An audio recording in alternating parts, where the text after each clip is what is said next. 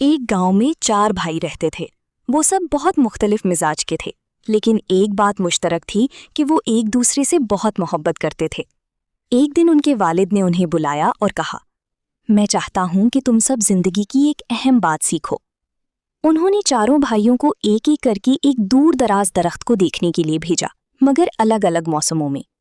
پہلا بھائی سردیوں میں گیا، واپس آ کر اس نے کہا، وہ درخت بالکل سوکھا ہوا، ٹیڑھا میڑھا اور بے جان لگ رہا تھا۔ دوسرا بھائی بہار میں گیا، اس نے کہا، نہیں، وہ تو ہرے پتوں اور کلیوں سے بھرا ہوا تھا، بہت خوبصورت۔ تیسرا بھائی گرمیوں میں گیا، وہ بولا، درخت پھولوں سے لدا ہوا تھا، خوشبو سے مہک رہا تھا، بہت دلکش تھا۔